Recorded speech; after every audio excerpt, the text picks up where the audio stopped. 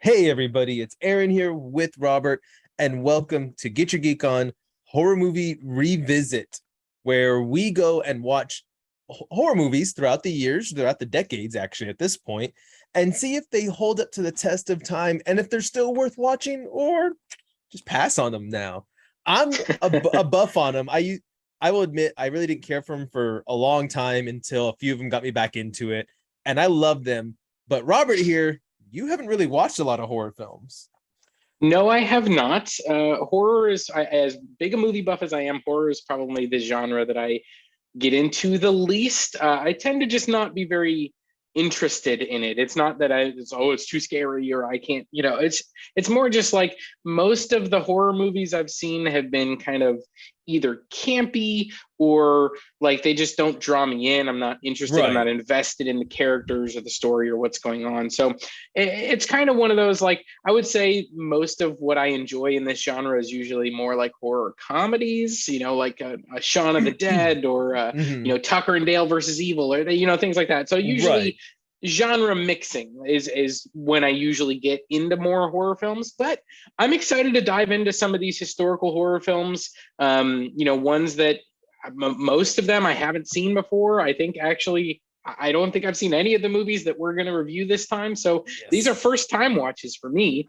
And that's kind of exciting to be able to get into something. And, I picked a few of these myself, including today's movie, because Yes. it's one of those, like, it's a classic horror movie. It needs to be seen.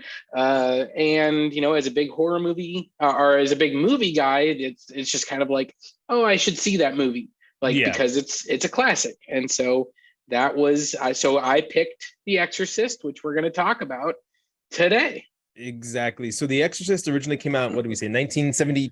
1973, directed by William Friedkin, starring Ellen Burstyn, Linda Blair, Max von Sydow, and Jason Miller are kind of the main actors in this thing. Hmm. And yeah, I mean, I don't know where you want to start or how you want to get into the discussion talking I about mean, The Exorcist. I guess the main thing first, I guess let's give a quick synopsis of it if you haven't seen this about 50-year-old film, Yep. almost 50-year-old film. So it is based off of a book, right? Which is with the same Correct. name, written by William Peter Blatty. I can't pronounce the name. I'm Blatty. Yep. terrible, Yep. terrible with names. And so in this one, we basically follow I'm trying to just go with what the movie had in it. We follow I guess, a preacher or priest or father, whatever you want to call them, Priest. Yep. priest, who's basically kind of questioning the faith and everything and he's an exorcist. He's trying to get away from it though. And he's just like, I'm done. I'm burnt out. Uh, I think I didn't get, so Well, there's a, no, oh, that because you're talking about the younger priest, right? mhm. Father Karras. So he's not an Right. exorcist. I He's thought he he's was. no, he's a priest. He's like a almost like an internal therapist for the other priests. Like, Right. so Cause he comments about his degree for that. yeah, he's the guy that basically takes confession from all the priests, if you will. Like, they take confession from everybody else, and his job is to kind of support them mainly. But he encounters, a family, a young woman who is, she has, I think, an See, ex-husband, but she's an yeah. actress. She's living with her daughter in Washington, D.C. Her daughter ends up being, you know, it ends up being possessed, but they don't know Hmm. what's going on at first. They think it's medical complications, whatever.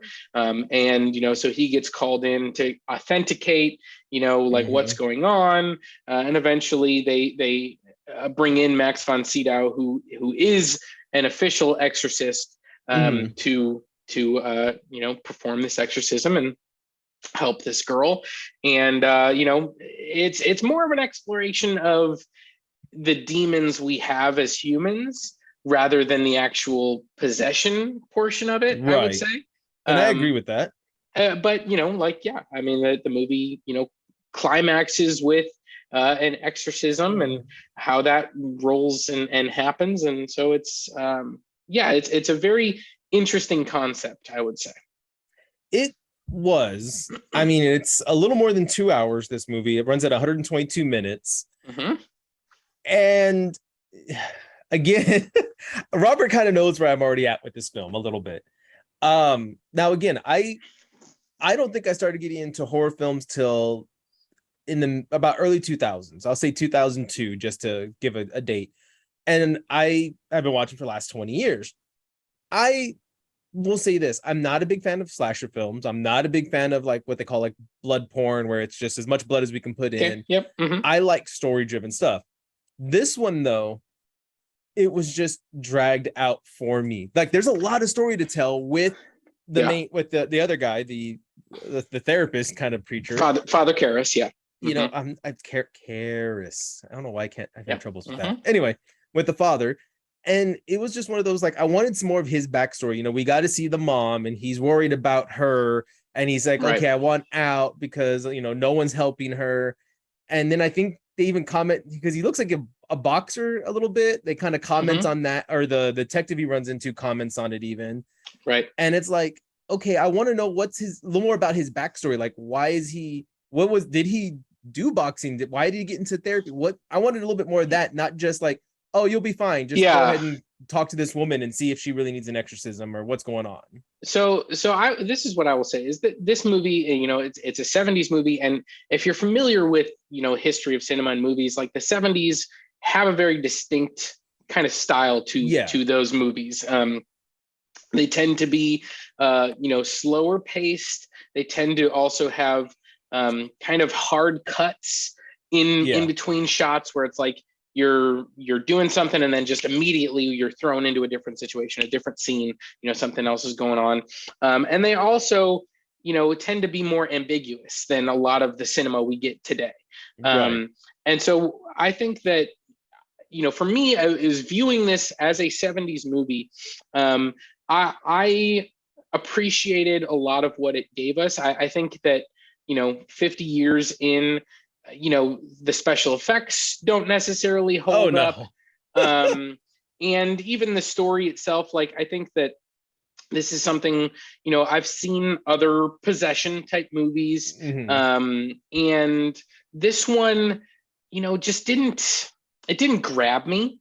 Right. I will say that in terms of like the possession story. I think the things that really worked in this movie were the human interest parts, the parts with Mm-hmm. the mom and the daughter, and their relationship, the parts with them, Father Karras, even though we did get not a lot, but his limited background of like he's got guilt over his mother, kind of her deteriorating health situation, Mm-hmm. and how he's not there supporting her in that. She eventually gets put in like an institution, and then after that she dies.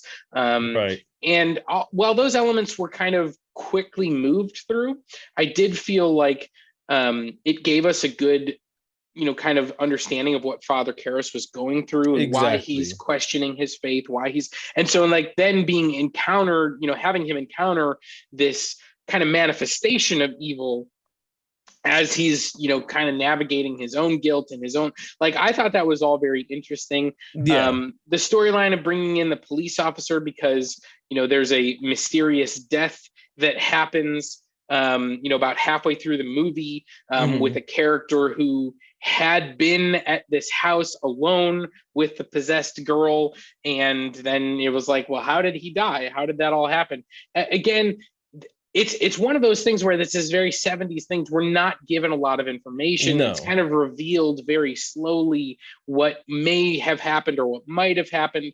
So ultimately, it's one of those things where I did not, number one, I did not find this movie scary at all. Oh no. It Not at did all. not it did not scare me or freak me out or anything like that. I can understand why maybe 50 years ago people seeing this in theaters, why there may have been some elements of that, but it did not scare me.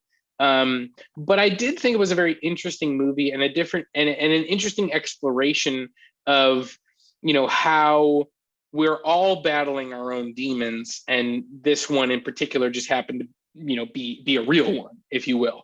And so I thought that was interesting. Ultimately, the movie, I'm not sure that it holds up 50 years later. Mm-hmm. But I will say I enjoyed the experience, even though it was slower paced. Again, I I came into it expecting that because it's a 70s movie. So Right. I was ready for the type of movie I got. I was, I think, surprised how little of both the actual Exorcist character we got, Max von Sydow, Mhm. as well as just how little we got of kind of the demon that was possessing Yeah. Linda, because we didn't get very much. Like, it was just, in a 2 hour movie, Max von Sydow is probably in it for like 15 minutes, maybe Yeah. 20. And even the demon, we only see about 3 or 4 scenes of the character where we actually see the possession. And I did Right. love the conversations that the initial conversation that the demon has with Father Karras. Mhm. I thought that was a really interesting one. Of course, the iconic moment where it's your mother sucks cock in hell, Karras. Yeah. And it was like, oh, that was cool. Like, I enjoyed that.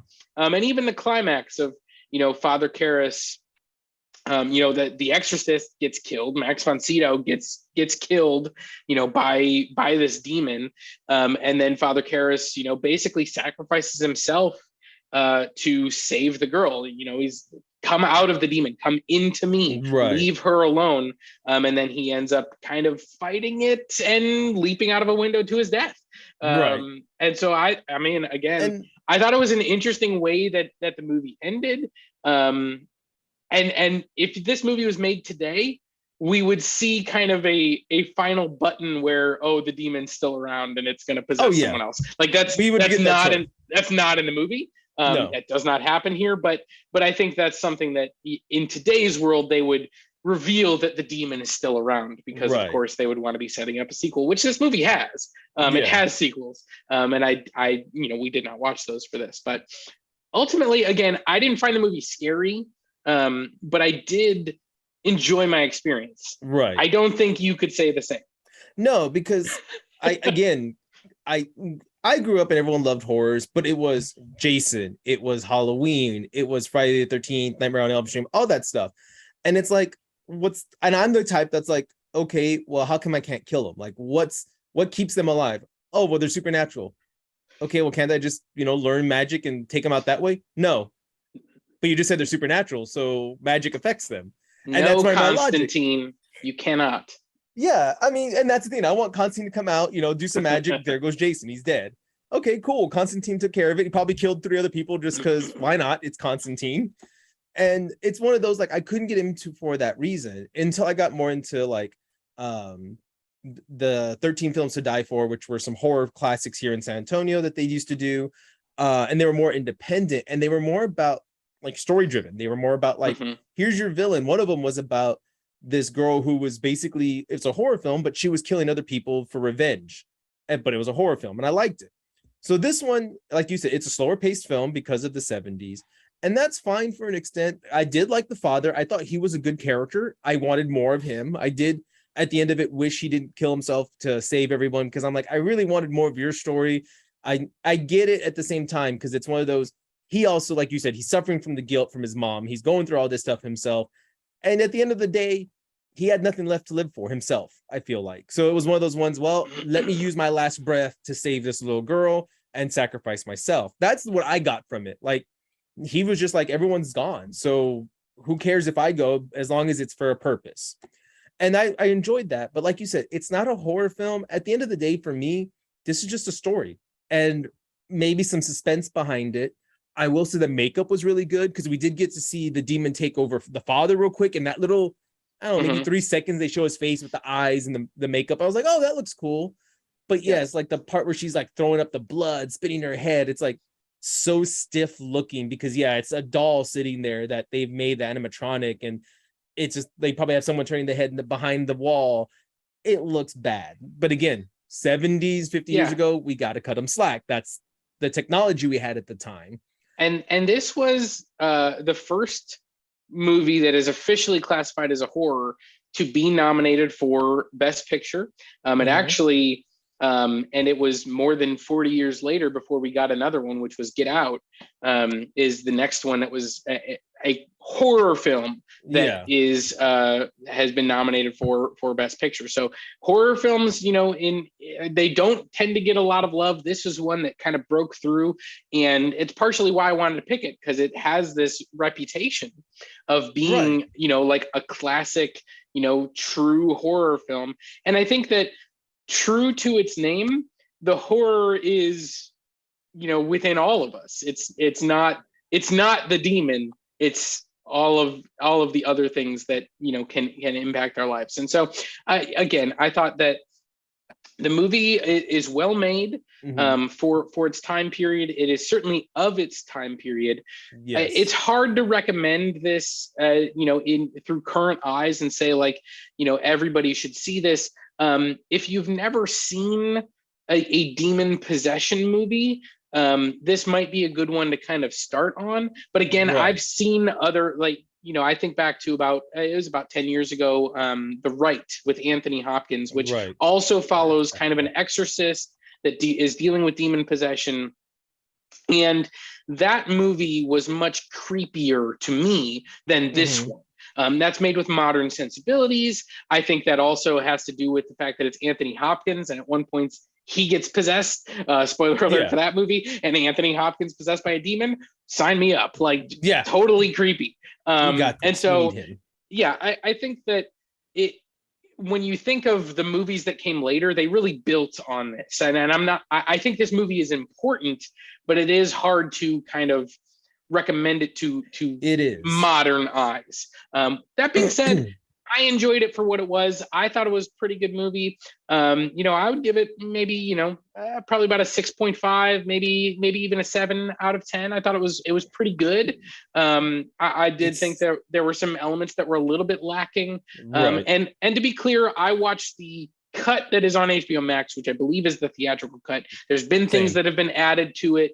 I think in around 2000 they added some additional scenes that they had shot at the time, that are in the book, and things like that. And so, some of those things might have fleshed things out a little bit more. I know there's some additional material with, like, Father Karras, and I think with the detective also, that might have fleshed out those storylines a little bit more, which is nice if it did. But ultimately, I wanted to watch the movie that came out in theaters and judge that. And I think it's a pretty good movie, and I think it's an important movie.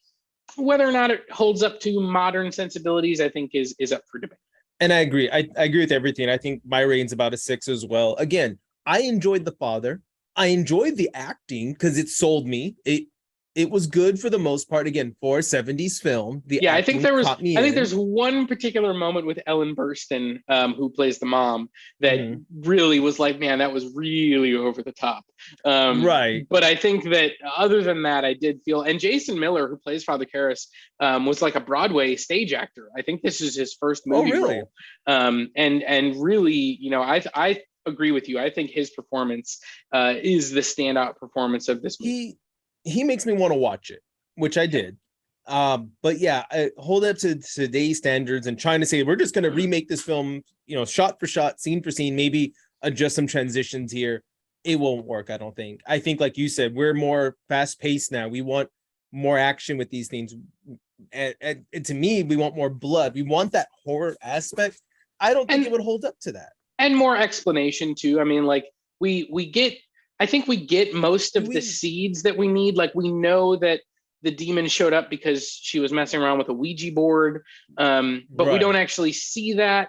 The which that would be nice. The opening prequel of Max von Sydow in the Middle East, kind of uncovering a little figurine. Like, it's not clear whether that's just kind of an omen or if unearthing that actually is what released the demon. Like, because he breaks it too right off the bat, right? Doesn't he break a piece off or something off the? No, it doesn't. They're just cleaning it. It's like when they dig up things from archaeologists. So yeah, again, it's just not clear, because then immediately after that happens, he kind of is having some weird circumstances that happen with him, where, like, he's just distracted and maybe almost gets run over, and it's like, is that because he's distracted, or is there something more going on? Exactly. And it's just like a lot of that stuff is not explained, and that's a 70s thing where they don't always explain all these things. Yeah, but I don't know that you could get away with that too. No, because we're going to question someone like me is going to tear it apart. Like, what was the point of that scene?